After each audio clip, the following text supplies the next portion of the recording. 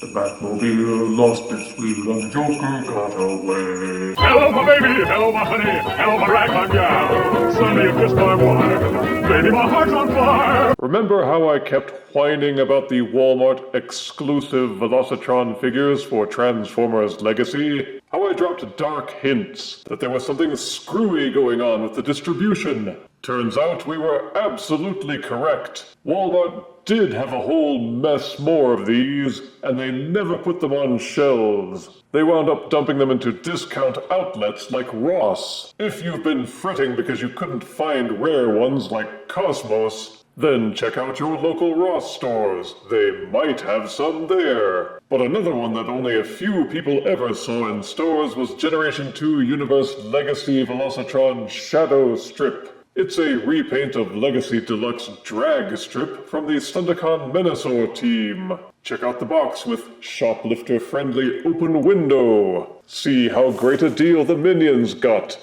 Photos of both modes are on the back. Bits of the front panel artwork spills over into the other side panel. Now let's get Shadowstrip out of this box and strip him of his rarity.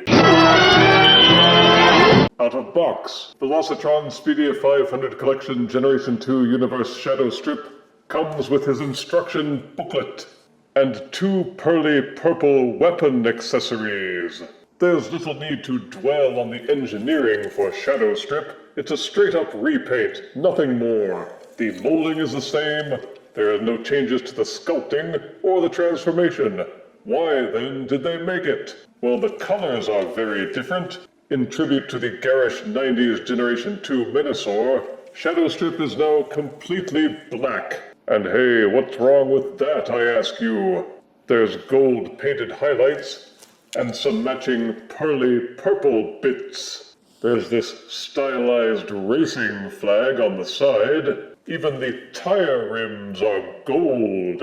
The weapons will still plug into these open ports on top of the car, though he still has some carryover flaws from the drag strip mold, including the rear spoiler sections not leveling out perfectly.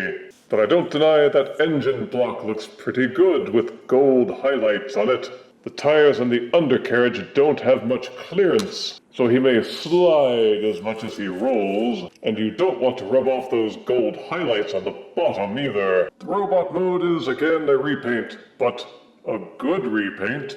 The gold parts are excellent highlights, and even the pearly purple head with reddish visor seems on point. Dragstrip was one of the first and best of the Legacy Deluxe Stunticons, so the transition to Generation 2 works well for him. Sadly, he also has the same flaw as Dragstrip, namely the lack of decent heel spurs. He topples backwards easily, unless you lean him forwards or keep his arms extended outwards to move his center of balance. You can still plug the weapons into either hand. You can also still tab the weapons together evolution style to double them up. He has the same bevy of 5mm ports for customization, whether it's with weapon accessories or fire blasts. You can plug fire blasts onto the guns, but the tips don't seem to have been molded for it. It's just a happy coincidence. He boasts the same articulation with a 360-degree rotating head, with Frankenstein bolts on his temples. The arms will rotate fully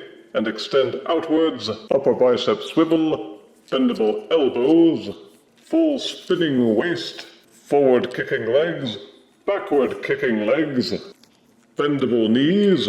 The foot car spoiler will tilt forwards and back, and you get the ankle pivot as well.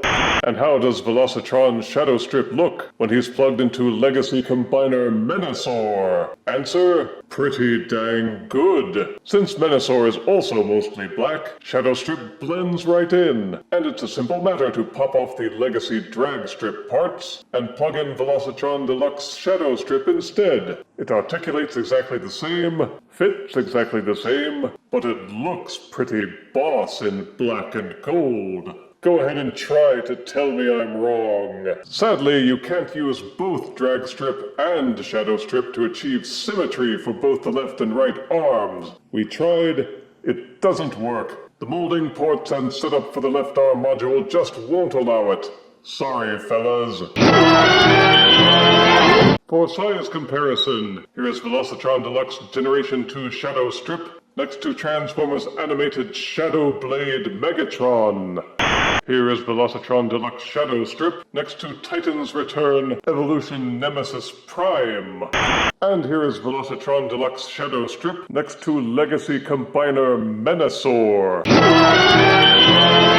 The Velocitron line had almost no original molds, except Cosmos, and many figures in the line never appeared on shelves, or appeared so briefly that nobody who wanted one could find one. Legacy Generation 2 Shadowstrip was one of the figures that only a few people were lucky enough to snap up. But is he worth all the trouble? It comes down to whether you think a black and gold repaint of Legacy Dragstrip is worth all the fuss. It carries all the same positives and negatives of the Dragstrip mold, but with a spiffy black makeover. And I confess, he looks a darn sight better on Menasor than Dragstrip's Sore Thumb Yellow. In the end, I couldn't do a numerical score with this one. The repaint status deserves a simple up or down vote, and the figure is good enough to be death-tested, death-approved. If you're lucky enough to find one of these at Ross, I say pick it up. At only $8, it's less expensive than a core figure. And just because Walmart was stupid about these figures,